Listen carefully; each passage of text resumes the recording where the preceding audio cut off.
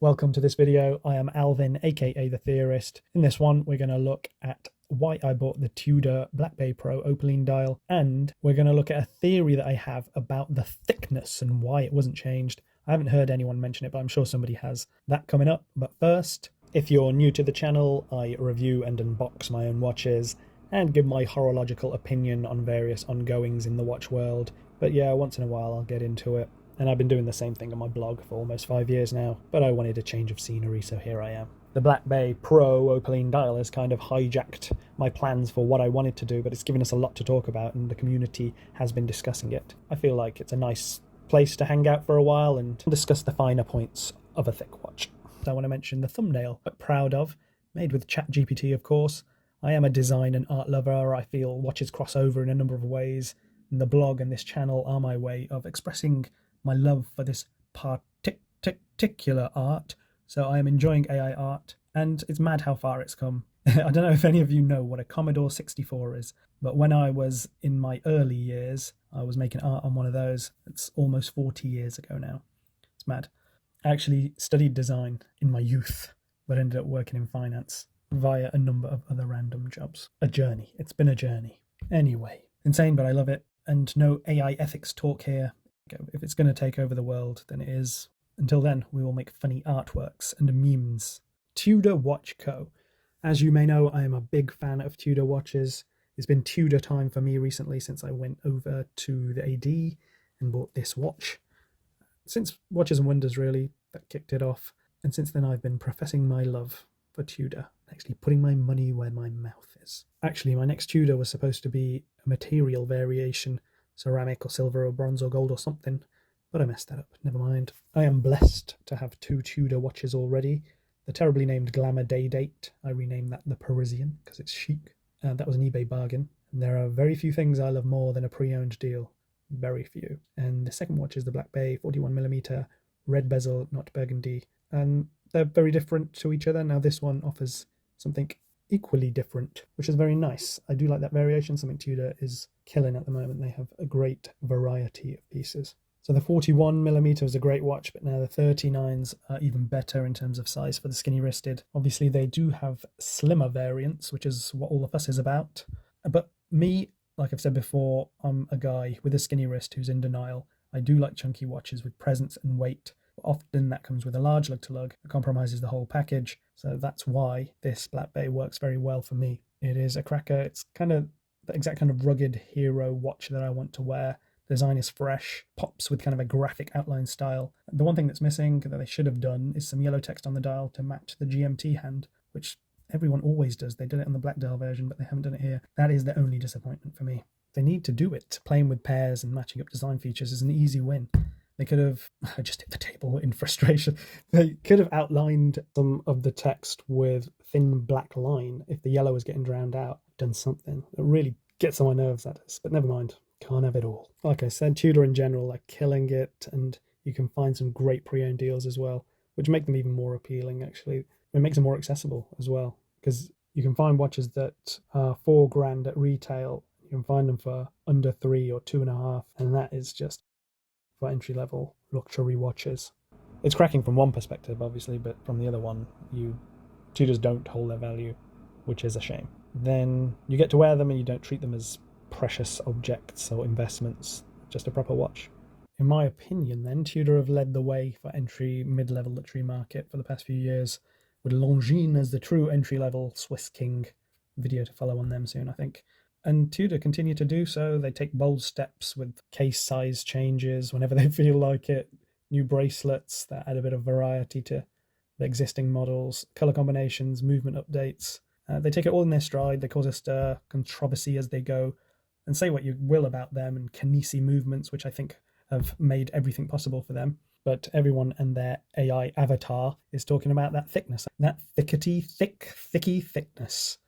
That's all that everybody can talk about. And they haven't really got to the crux of the matter, in my opinion. But Tudor, I think they remain unapologetic. They're doing what they want. To a certain extent, anyway, they're doing what they want. More on that shall follow.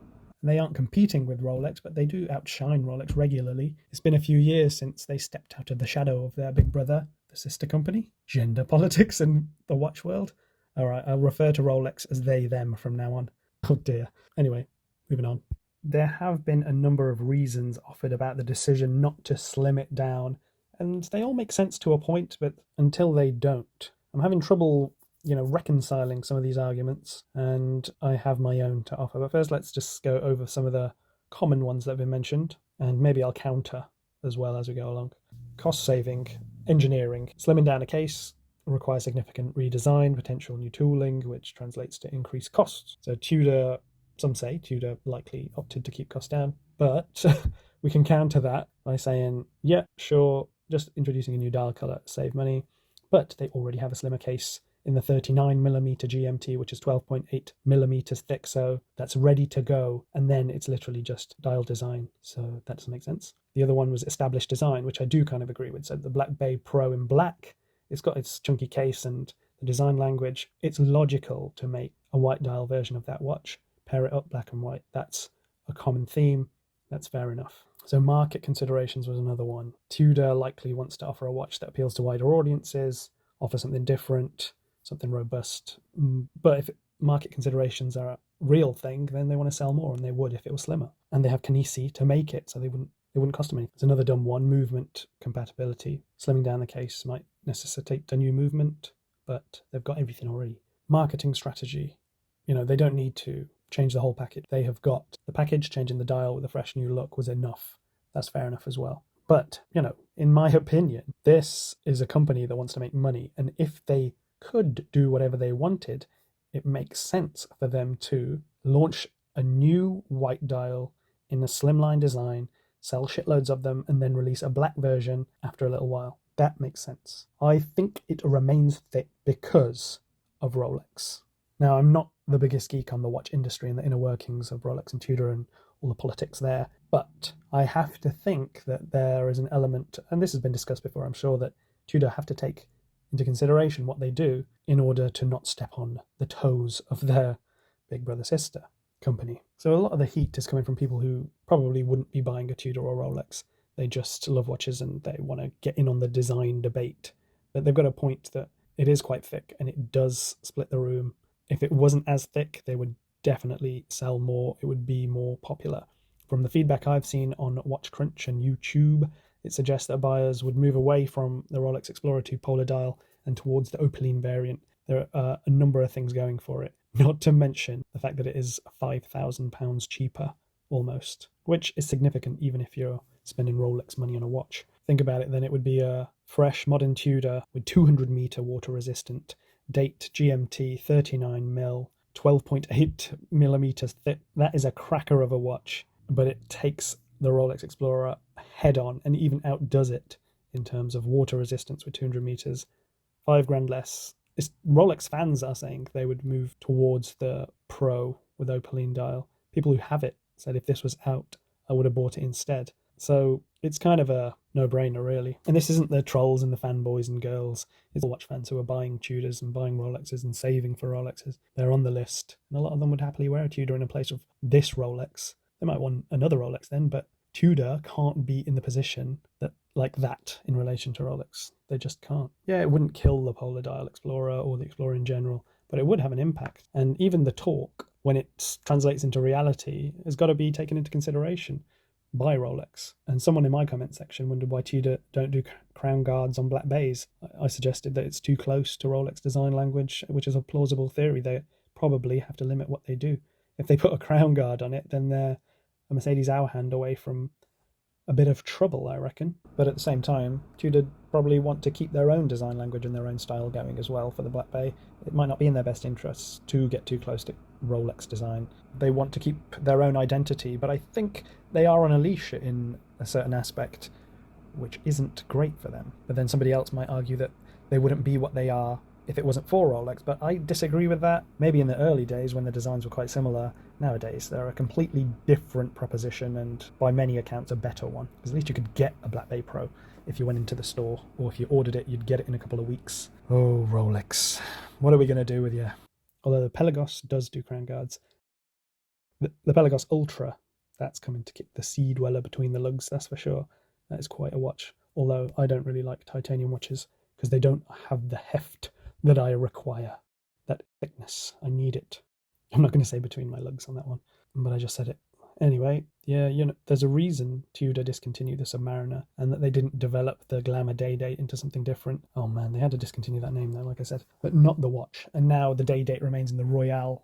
It's just a Royal, isn't it? Tudor Royal only, which is quite cool, but it's a niche offering and it's contained in that little area with no harm to the Day Date from Rolex. And I'm sure there's other examples of this. Now, I don't think Uncle Hans Wilsdorf created Tudor to take shine away from his firstborn, and I think that's a good analogy. I'm sure it's been said before, but Rolex is like the parent-approved golden child versus Tudor, the rebellious child.